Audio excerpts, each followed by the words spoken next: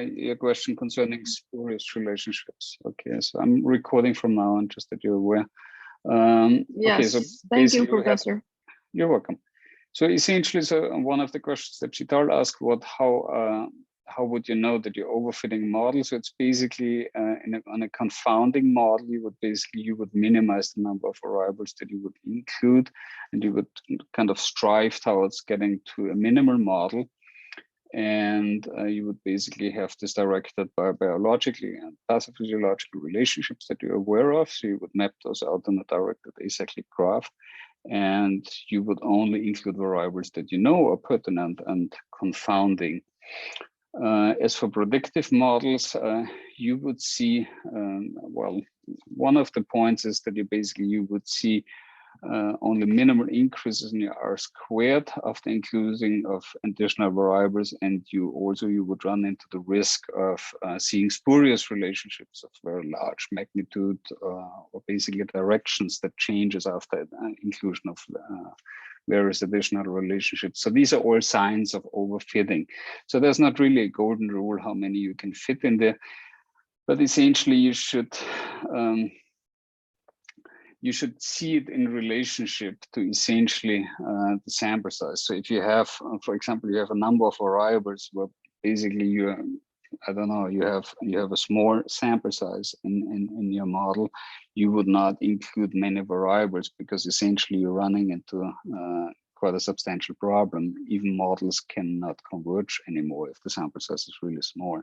So you can basically have a lot of this driven by the sample size. And indicators are really that you see spurious relationships of a very large magnitude where the estimates are larger, or they're extremely small. These are also not really relevant parameters. And also always look at the direction of included variables. So when you start to fit models with a lot of variables, you also run into the problem of collinearity, where you see essentially relationships in directions which are just not possible. Okay, then we further discussed to go quickly through the exam, whether there are any questions. So overall, you all did really well on the exams. I'm very happy with that. So we're essentially looking here at the answer key, and I've posted the answer key. So I think considerably, nobody had much issues with this example. So you have a y minus y hat calculated. You want to calculate the squared residuals. So you calculate the y minus y hat here, which is essentially the unexplained variance. And this essentially would lead you to a 0.1225 in your calculations by so you know from this model, you know the 0.570 as the intercept, you know a marital status, which is here from a widowed non-Hispanic white 70-year-old man. So you have intercept with a 0.570. Let us get an Excel sheet.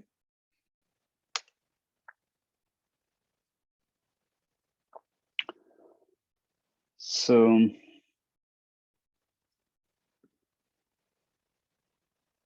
okay, let's screenshot this. So you had these explanations considered right. So we have here this model, the model here. So we have an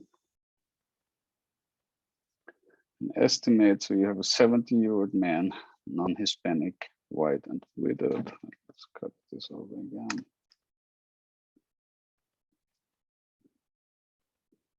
So this was 1A. Oops, that's not good. That's not.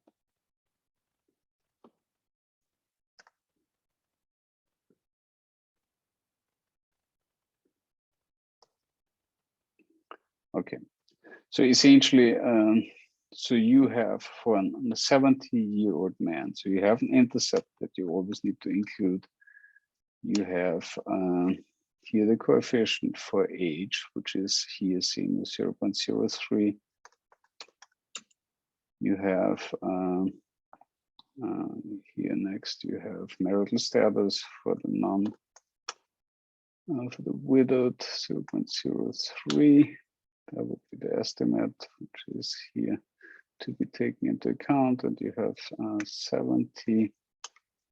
You have gender, male, it's 0.25. That's the one.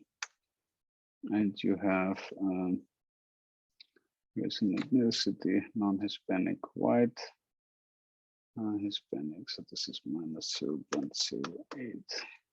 So essentially you would get to an estimate by calculating this plus this multiplied by this plus this multiplied by coefficient for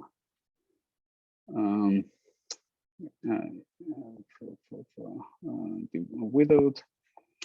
You get then, in addition, you get 0.25 for gender, male, by this, and plus this for Hispanics. You basically, oops. Basically, you get a 2.875. So this would be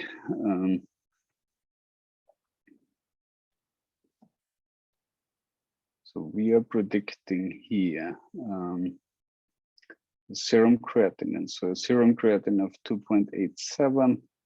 Essentially, we have now the actual measure of this is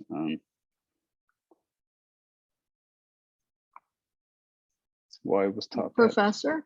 Yes.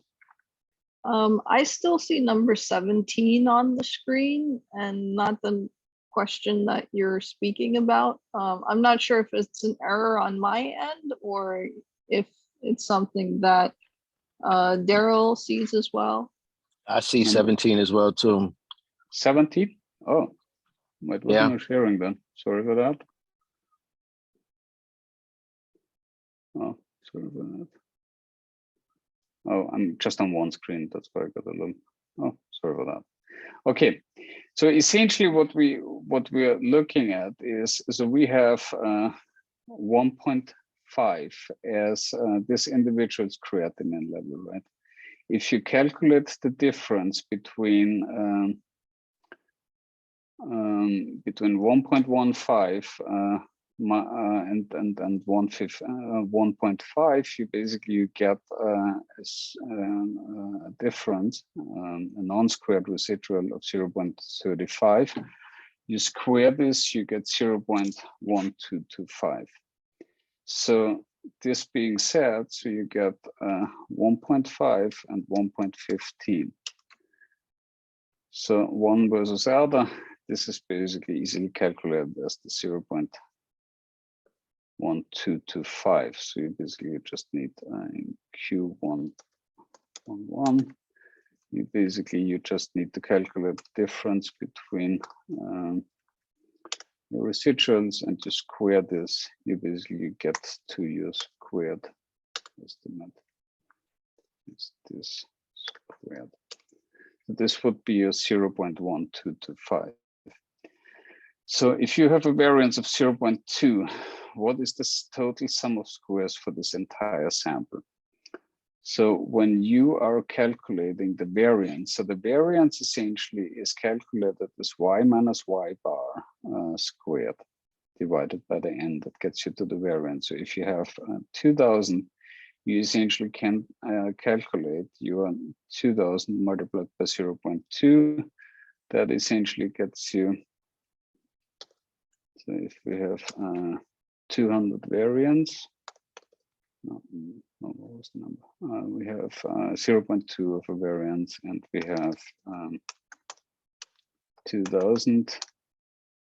So you basically, you need to multiply now your variance with your with your sample size, following the equation that basically the squared residuals divided by n give you the variance. If you have the variance given, you just need to rearrange the formula. You multiply with your 0.2 with 2000, you get 400.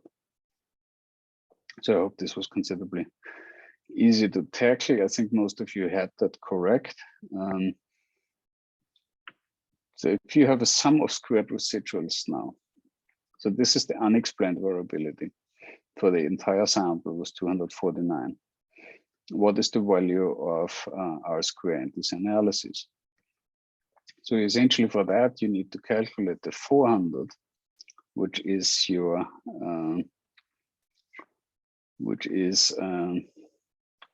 the total sum of squares minus your 249.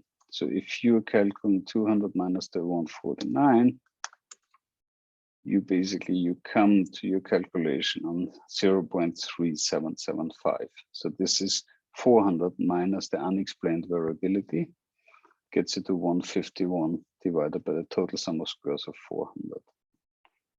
So essentially you're calculating 249 of unexplained variability, you get 400 variance. You basically calculate 151 divided by 400, which is 1 minus, which is, well, it's 151 is the difference. So the 151 is your explained variability. So this is this minus this divided by your total sum of squares divided by this. I think most of you had that correct. So it's important, and we had conversations on this topic. So it's basically important to keep in mind what is explained and what is unexplained variability. So the unexplained variability here essentially is the 249. And this is important to keep in mind that the squared residuals are basically the unexplained variability, whereas the inverse of that essentially becomes then your explained variability. So this is your regression sum of square. This distinction was basically important to keep in mind here. So you get to the 0.3775 of an R squared. So next question was rank the 5 categories of marital status in the descending order from high to low, the creatinine level, as estimated in this regression analysis. So you basically you take into account here your marital status as you predict. Let's copy this over. So you basically see here in terms of, so let's so you have ranked 5 categories of the creatinine level as estimated in this regression analysis. So what is going to be the highest creatinine level? So the highest creatinine level here essentially will be that with the highest coefficient. So you have here a 0.03 is going to be your highest creatinine level as compared to your reference category. So you have widowed, you have divorced, never married, or living with a partner. And so your reference value here would need to be married, right? So a widowed individual has, in reference to somebody who's married, essentially the highest creatinine level. So you have widowed, then you have, so that ranks highest in terms of creatinine level. Then you have, next you have living with partner. Second, then you have thirdly, you have never married. That would be third. Then you have the reference category married. That would be the reference value. And then you have divorced as the fifth. So that would essentially be the order that you would be expecting. So this is in terms of the magnitude, this is how you would order them. So you have widowed, live as partner, never married, currently married, and divorced or separated. So you come from 0.03 to minus 0.04. So what is the correct interpretation of the intercept? So it's either the expected creatinine of a currently married, which is the reference value, right? So that already kind of is correct. So now, is it non-Hispanic white female? So now you need the reference value for. So let's copy this over, and let's look at these. Now this is question 1.5. Okay. So currently married, we see. Okay, that's better. So now we have expected creatinine for currently married. So we know this is the reference category, so this needs to be correct. So each of these is correct. So now we have reference value for male is 0.25. So the reference values needs to be females. So we see that knocks already C out essentially. Now we have non-Hispanic white females, which essentially is now again our so females.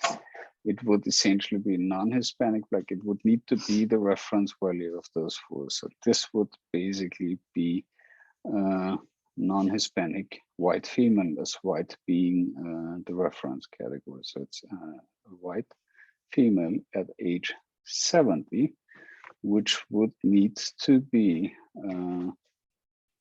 the mean.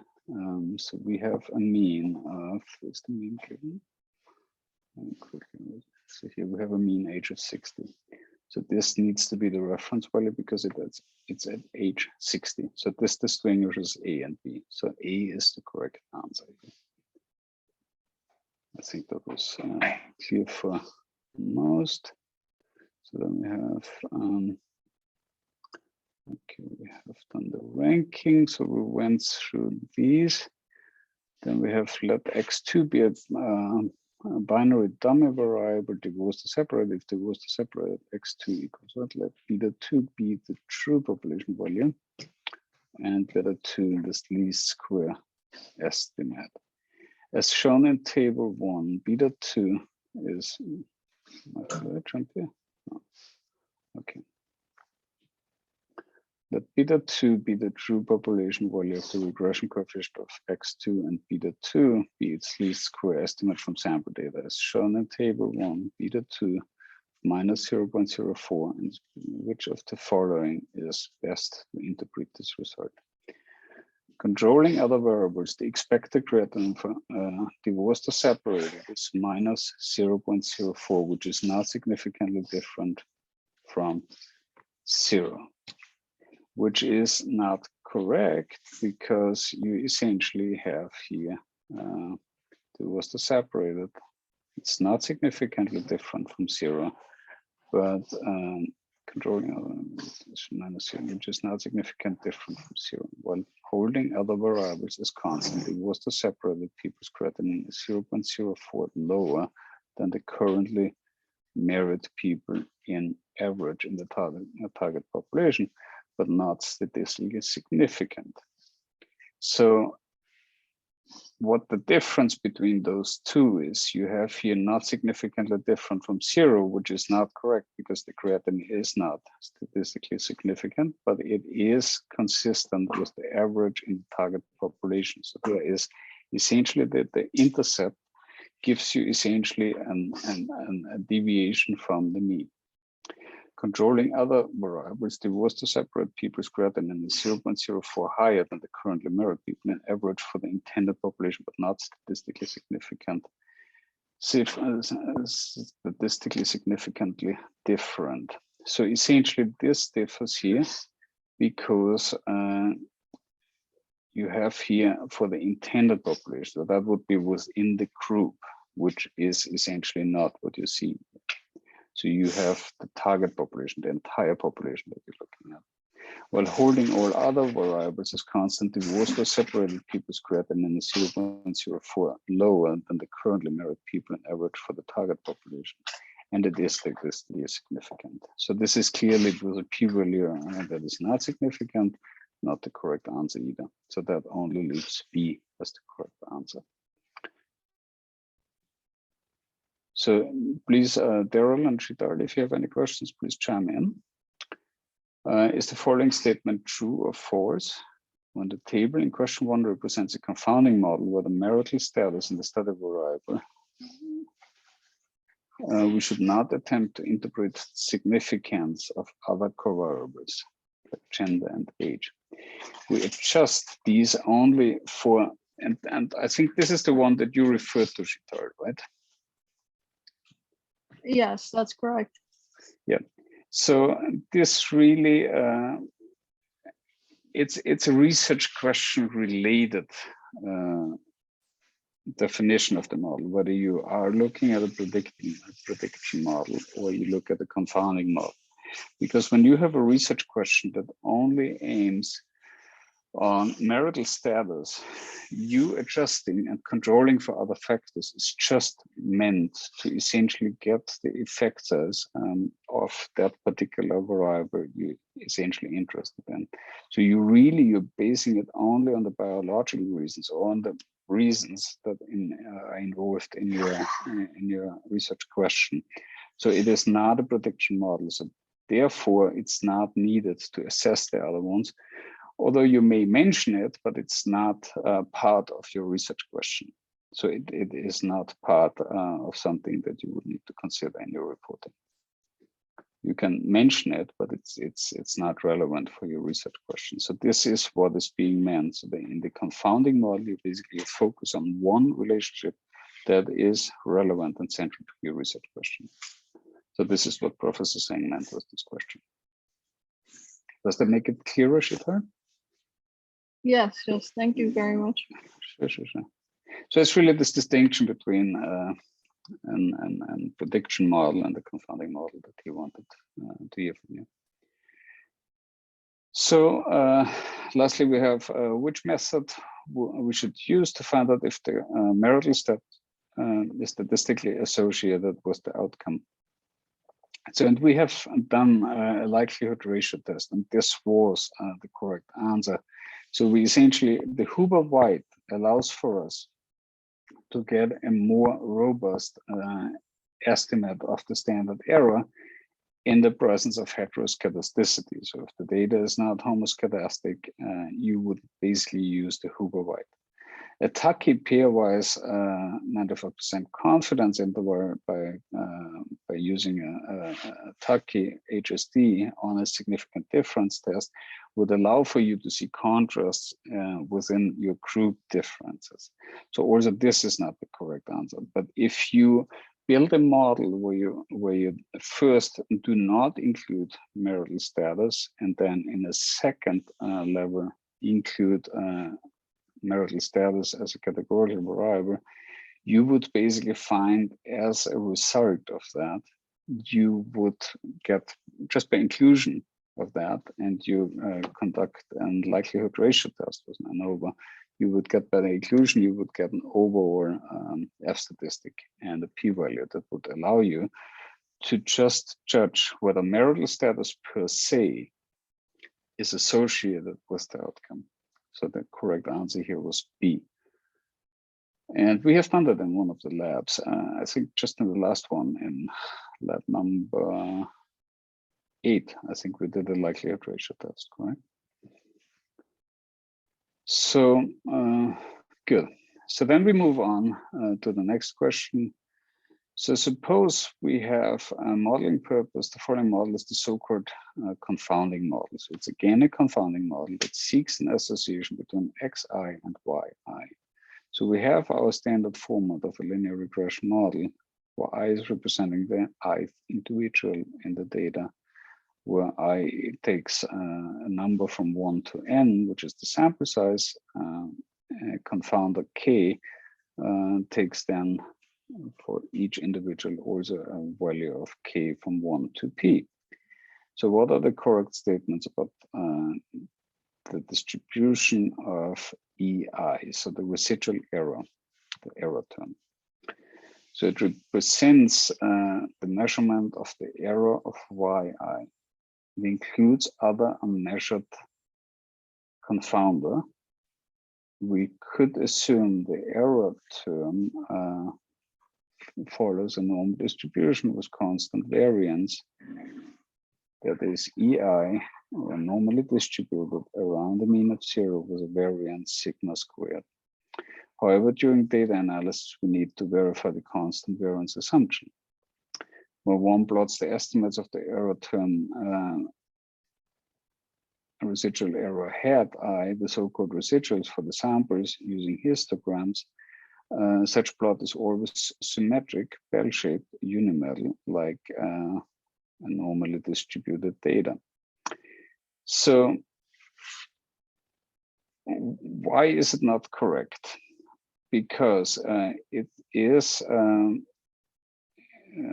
it's always symmetric, unimodal, and it's always normally distributed data. It is not always normally distributed, and this is what the question aims for. So the key is really it's always symmetric.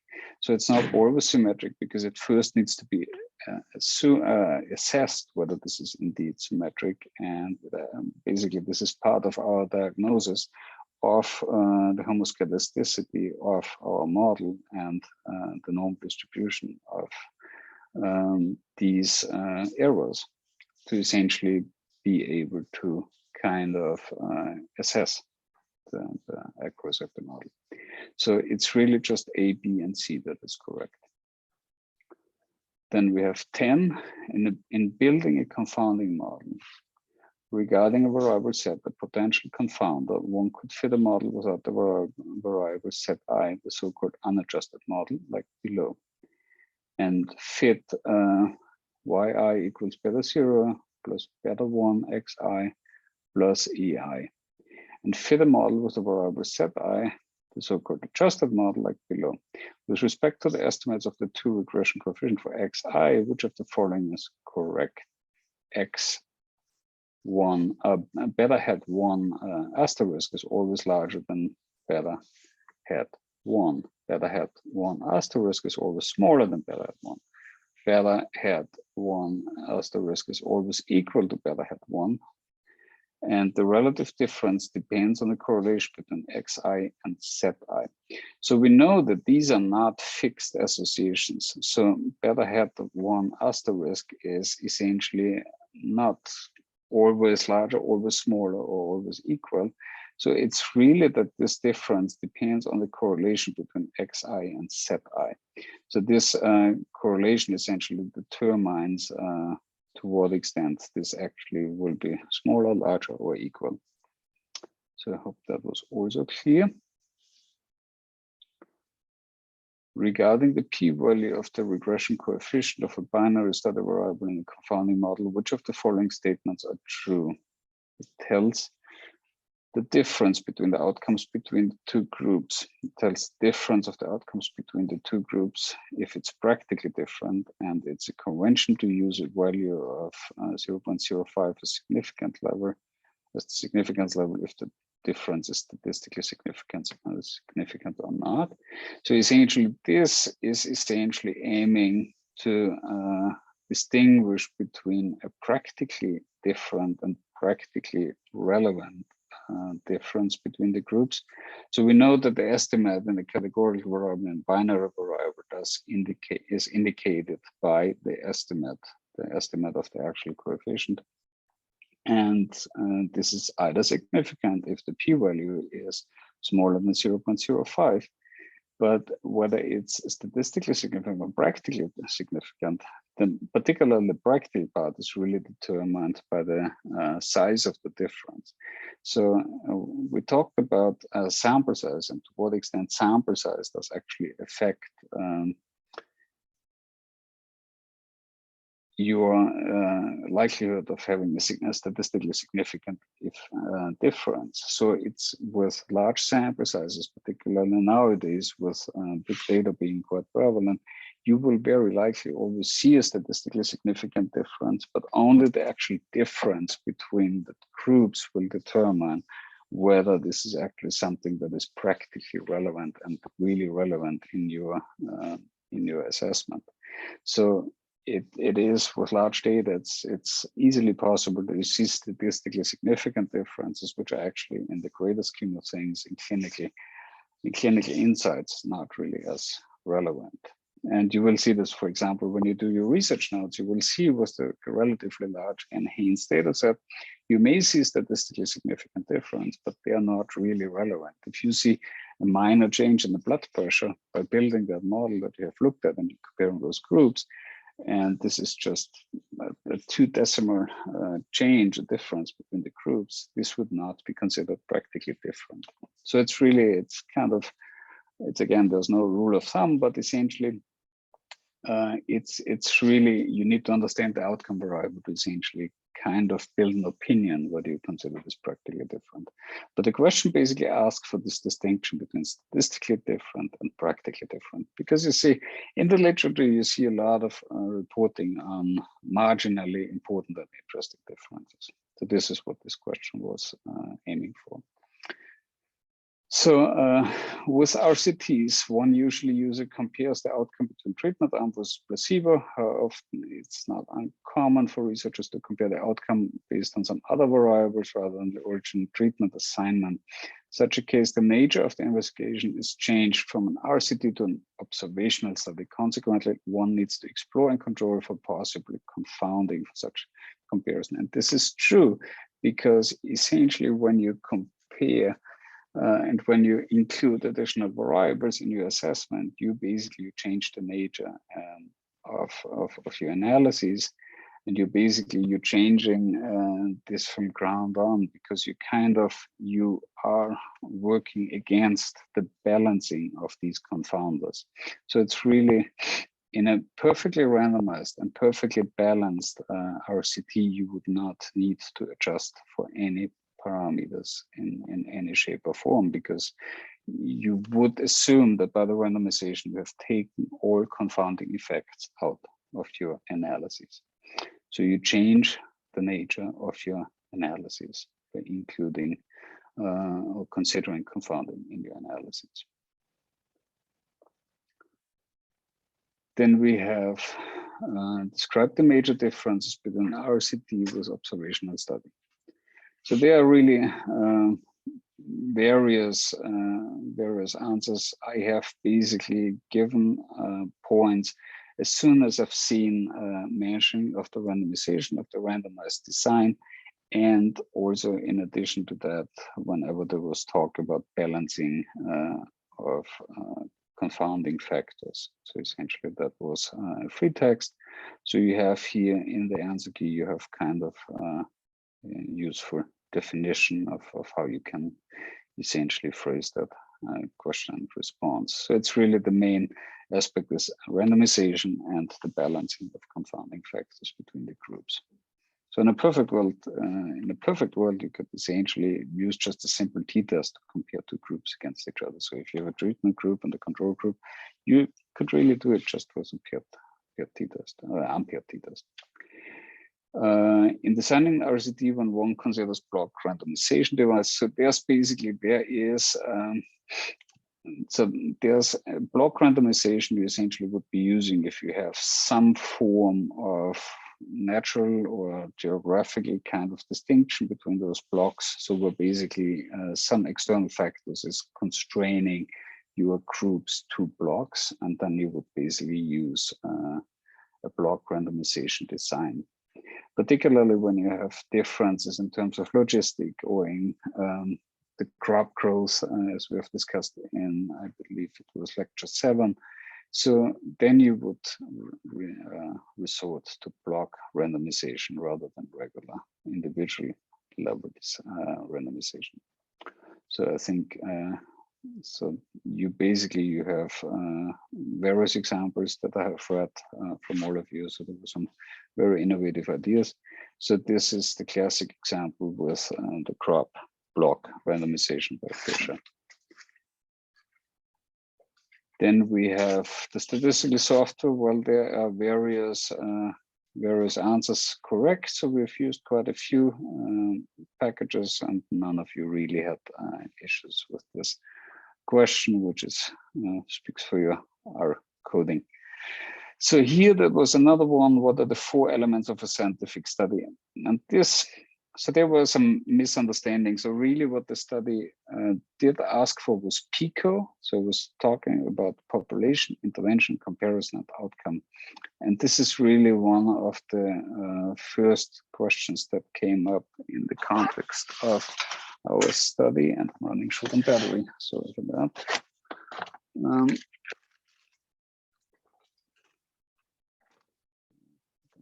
In a second.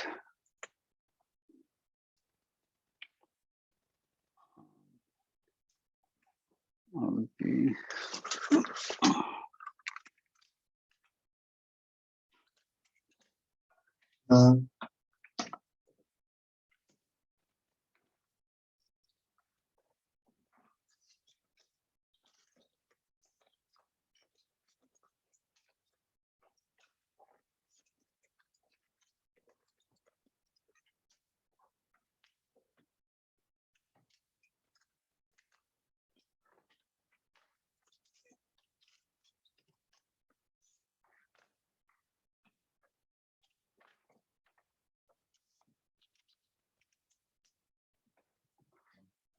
okay. All right. Okay. So 4 elements of scientific studies. So we have population, intervention, comparison, and outcome. So this was discussed in much detail in class 1. And it's important to clearly define these 4 dimensions of scientific studies. And you define your population. You clearly define your intervention, all that it basically comprises. You define what comparisons you're conducting, and in addition, you clearly define the comparator. So you define the population you're basically comparing it to, and what defines each individual population, and lastly, the outcome of interest that you're studying, and also how you quantify it. And this could range also from assessment method. If you have, for example, creatinine level, you would need to understand how is creatinine being measured. So there are different measurement techniques. So all of this would go in your PICOS criteria to essentially make sure that you have that included. Of note, so there's PICO, and there's also PICOS.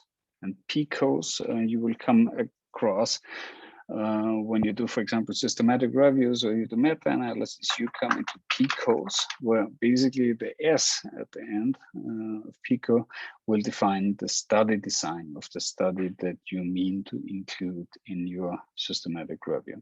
Just on a side note here.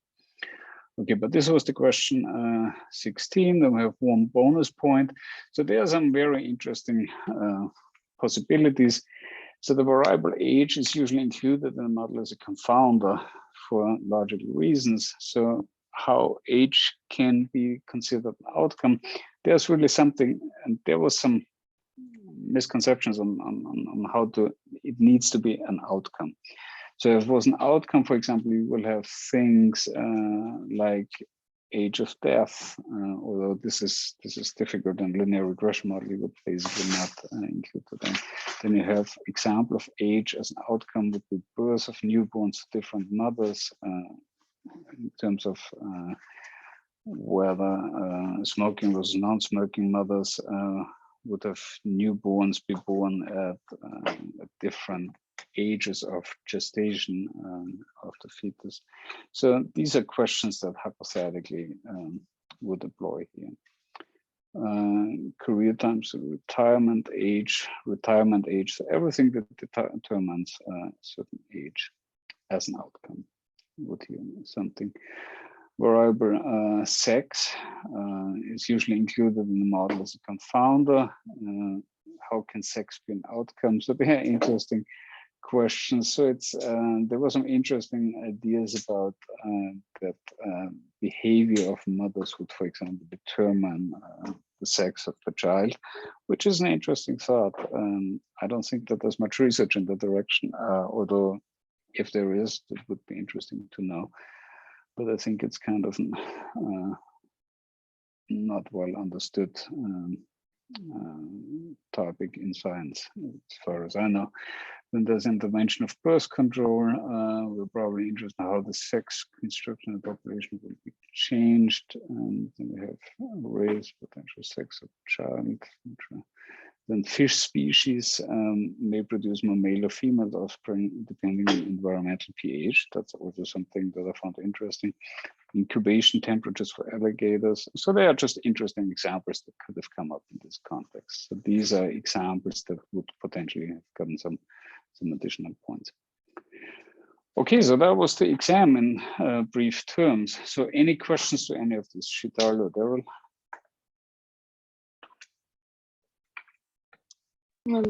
That's very good, Professor. Thank you.